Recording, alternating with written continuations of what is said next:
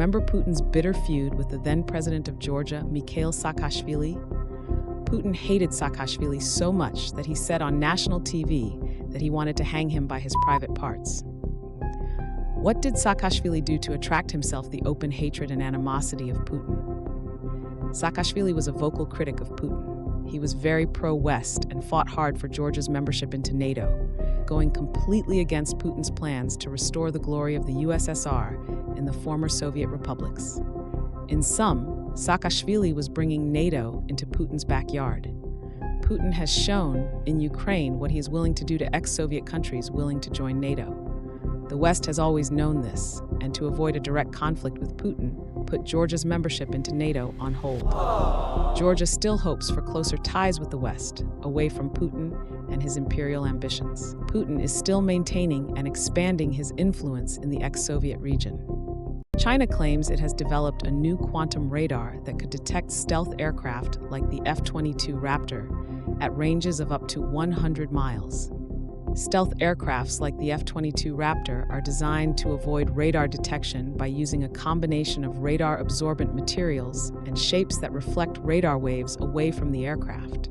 Quantum radars work by exploiting quantum effects, such as entanglement, using quantum states of photons to gather information on a target at a distance. They work in the microwave range, making them potentially better than classical radars at detecting stealth aircrafts. Quantum radar technology is still in its early stages of development, and it is not yet clear how effective it will be. China's progress in quantum radar research is shrouded in secrecy, making it difficult to assess how far ahead of the United States they really are. Let us know your thoughts on this in the comment sections. Remember Qasem Soleimani? President Trump announced him as terminated back in January 2020. For those who don't know, Qasem Soleimani was the commander of the Quds Force. The Quds Force is Iran's Islamic Revolutionary Guard Corps elite special operations unit. It is responsible for operations outside of Iran. Think of it as the Iranians' version of the CIA. It is responsible for extraterritorial operations, including providing arms, training, and financial support to political movements and militias in the Middle East. In short, they support and train militant groups in the region, the main ones being Hezbollah, Hamas, Palestinian Islamic Jihad, Yemeni Houthis, and Shia militias in Iraq, Syria, and Afghanistan. He was killed in a U.S. drone strike in Baghdad, Iraq, on January 2020. As of February 2024, the current leader of the Quds Force is Brigadier General Esmail Qaani. In 2017, Saudi Arabia, along with the UAE, Bahrain, and Egypt, imposed a harsh blockade on Qatar, severing diplomatic ties and isolating the nation across land, sea, and air. This drastic action stemmed from a confluence of factors: ideological clashes over Qatar's independent foreign policy, particularly its ties to Iran and support for Islamist groups like the Muslim Brotherhood, allegations of Qatari support for terrorism, and a long-simmering rivalry for regional influence, fueled by Qatar's economic success and media reach through Al Jazeera, viewed by Saudi Arabia as a thorn in its side. In essence, the blockade represented an attempt by Saudi Arabia and its allies to constrain Qatar's growing autonomy and curb its perceived challenges to their regional dominance.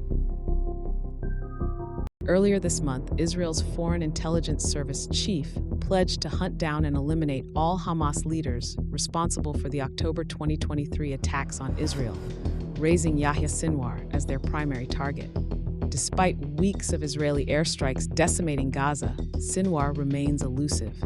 He has been reported to be holed up in an underground bunker in Khan Yunis, and at one point in confinement in a Gaza City bunker. The fact remains that the dead man walking is still at large, and although many believe he is still in Gaza, the IDF cannot rule out the possibility that he may have already crossed into Egypt through a tunnel, most likely bound to Qatar, where Hamas has an office in Doha, the capital, and where other Hamas leaders like Ismail Haniyeh live in luxury.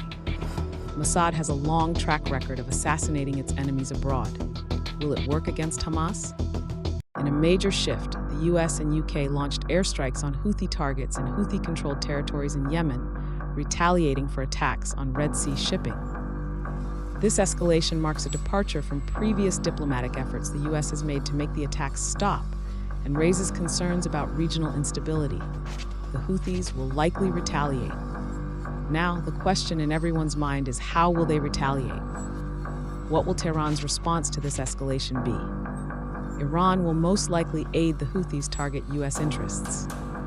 What are the implications of this escalation for countries like Saudi Arabia, Israel, but also for Egypt, whose bottom line was greatly affected by the Red Sea attacks?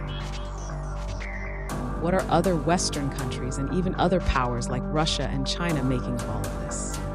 The long-term consequences are uncertain, but the potential for wider conflict is alarming. The Skyranger 35 is a mobile air defense system based on a turret with a 35mm revolver cannon that can be mounted on various wheeled or tracked vehicles. The unmanned turret weighs 4.25 tons and is controlled by 2 operators inside the vehicle. It fires a head ammunition which is optimized to engage conventional as well as low, slow, and small air threats including UAVs and perform CRAM duties. The cannon has a maximum rate of fire of 1,000 rounds per minute and an effective range of 4,000 meters. The Skyranger 35 has an integrated sensor suite including a radar and an EO/IR camera. It can also carry short-range surface-to-air missiles. In 2021, a lighter version, the Skyranger 30 was introduced, offering even greater capabilities. But that's for another video. Thanks for watching. Subscribe and let us know in the comments which content you would like us to cover next. Remember Russian General Sergei Surovikin, the Butcher of Syria? Ever wonder what happened to this confidant of Putin's so ruthless that he earned himself the nickname General Armageddon?